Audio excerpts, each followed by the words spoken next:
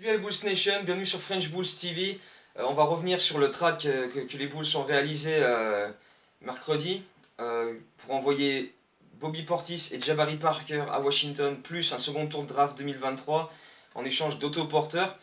Alors j'ai vu beaucoup de réactions négatives sur Twitter par rapport à ce trade, et je me dis c'est peut-être aussi parce que bah voilà, ça fait chier de perdre Bobby Portis, c'est clair. Moi aussi ça m'emmerde que Bobby Portis s'en aille. Tu sens que le mec voilà, il est à fond dans le truc des Bulls, voilà, il voulait rester sur le long terme, etc.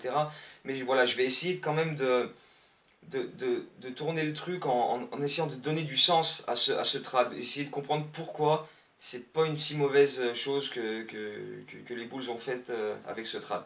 Donc déjà, ben, de manière réaliste, on peut se dire que Parker, il allait ne plus être là cet été, et Portis, il y avait quand même si fallait voir les discussions avec son contrat, il avait des grandes chances de partir cet été aussi au final. Parce que, bon, il a refusé 12 millions sur 4 ans, enfin 12 millions par an pendant 4 ans l'été dernier, et voulait espérer prendre un peu plus en faisant une grosse saison, mais bon, il a été blessé, etc. Et du coup, les Bulls se sont dit, Wendell Carter et Mark Cannon, ça va être notre front de court titulaire pour le futur. Donc, si on signe Bobby Portis et qu'on le garde, ce sera notre remplaçant, ce sera un sixième homme de luxe. Mais quel salaire tu donnes à un sixième homme? Voilà, est-ce qu'on monte sur 16, 17, 18 millions, 20 millions? Du coup, voilà, c'était un petit peu le casse-tête à ce niveau-là. Donc les Bulls se sont dit, plutôt que de se prendre la tête avec ça, eh ben, on l'envoie à Washington et on récupère quelque chose à la place plutôt que de le perdre peut-être pour rien cet été. Même chose avec Parker. Parker, donc il avait son contrat un an plus un an au cas où ça merde et que du coup on le garde pas. Et effectivement ça a merdé dans les grandes largeurs, hein, ça a jamais marché. Bon, déjà le mec on le signe 20 millions sur une saison plus une option à 20 millions en espérant que le mec devienne un joueur poste 3.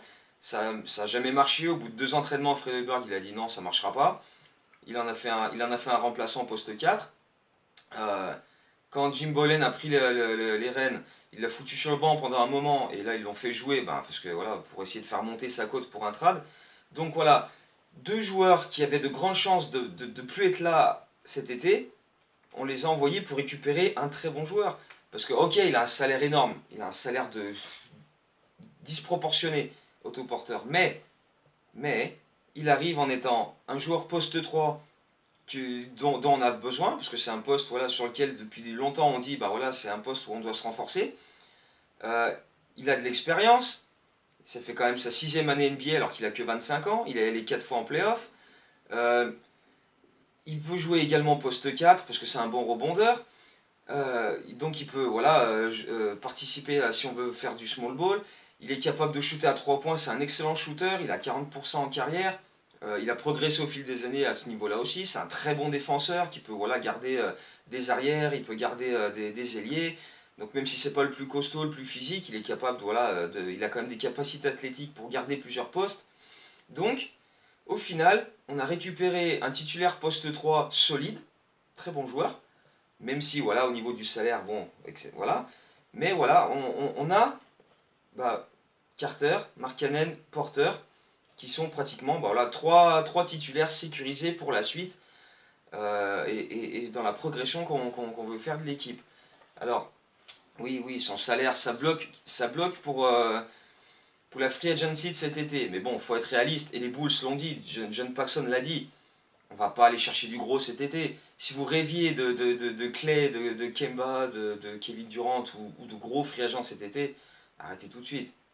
Il n'y a aucune chance. Et les Bulls l'ont dit. On va pas aller chercher ce genre de joueur-là. Enfin, du moins, on va pas aller chercher. Ils n'ont aucun intérêt à venir chez nous. Quel intérêt auraient ces joueurs-là de venir à Chicago avec le projet qu'on a, avec Jim Boylen qui a quasiment été confirmé comme coach pour l'an prochain?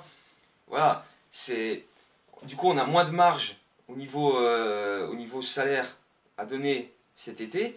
Mais voilà, on sait que de toute façon on va pas aller chercher un gros, donc c'est peut-être pas la peine qu'on ait autant de marge.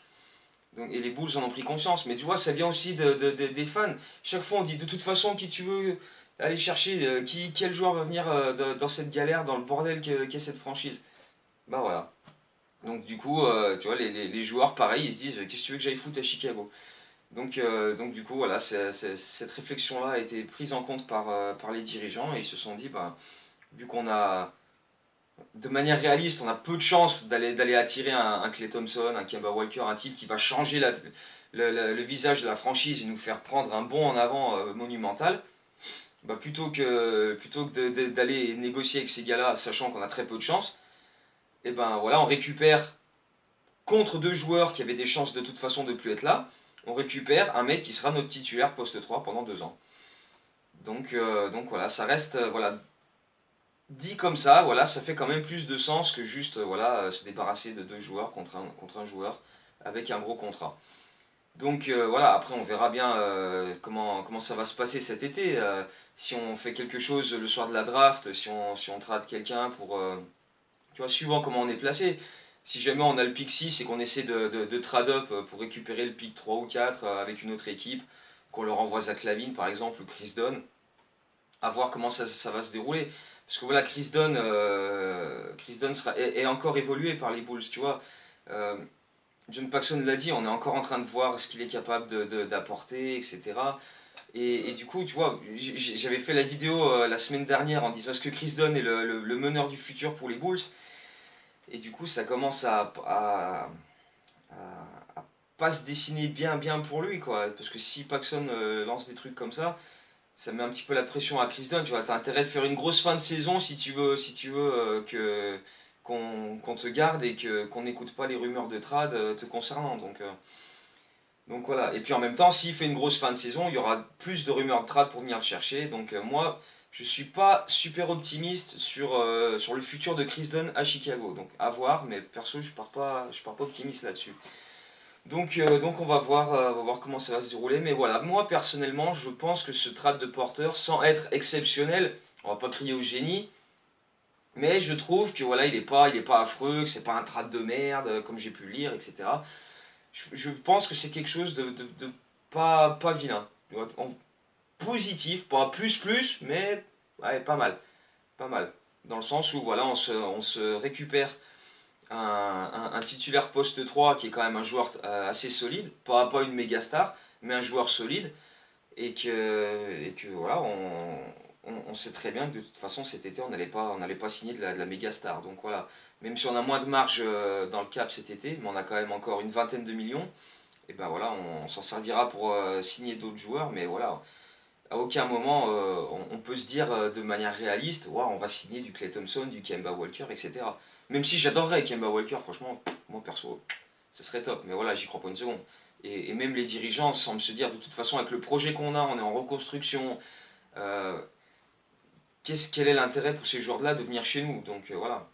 Je pense qu'ils vont quand même les contacter, essayer de négocier, voir avec eux. Mais bon, je pense que ils se disent, de toute façon, on a quand même pas grands arguments à faire valoir pour convaincre ces gars-là de venir. Donc on verra comment ça va se passer. Donc voilà. Après, voilà, chacun se fait son avis sur Porter. Hein. Donnez vos avis en commentaire, etc. Dites si vous êtes d'accord, pas d'accord, si pour vous ça reste un trade de merde ou si vous êtes d'accord avec ce que je dis. Hein. Moi, je suis ouvert au dialogue, il n'y a pas de problème. Voilà. Retour à des hasards du calendrier quand même. Bobby Portis et Jabari Parker, ils se sont envolés pour Washington jeudi. Et ils sont à Chicago samedi, Chicago-Washington samedi soir, donc le retour d'entrée au United Center, donc faudra voir, ça risque d'être une ambiance assez particulière sur ce match-là, on va voir ce que ça va donner, on en reparlera dans une prochaine vidéo. Avant ça, il y a le match à Brooklyn ce soir, Porter devrait faire ses débuts, donc voilà, ça va être intéressant, back-to-back, donc à Brooklyn et ensuite on revient à Chicago pour affronter Washington. Euh, 1h30 cette nuit à Brooklyn, horaire français, et 2 heures dans la nuit de samedi à dimanche pour le match contre Washington. Donc, vidéo probablement soit dimanche, soit lundi pour reparler de ce back-to-back, revenir un petit peu sur les déclarations de Paxson et Foreman par rapport à la deadline, parce qu'il y a eu des trucs assez hallucinants. Mais bon, je vais écrire un article sur ça aussi, donc on aura le temps d'en reparler, d'analyser tout ça. Donc en attendant, voilà, donnez votre avis sur ce trad, d'accord ou pas. Hein. Moi, si vous n'êtes pas d'accord, il n'y a pas de souci, on en parle. Hein. et puis voilà, continuez à mettre des likes, à faire tourner. Il y a un petit peu plus d'abonnés, on est à 80 abonnés sur la vidéo, donc voilà, ça grimpe petit à petit, donc c'est pas mal. Continuez à partager tout ça, et puis bon, on se retrouve pour d'autres vidéos prochainement, d'autres articles pour parler des matchs, etc. Donc voilà, d'ici là, go Bulls et à bientôt.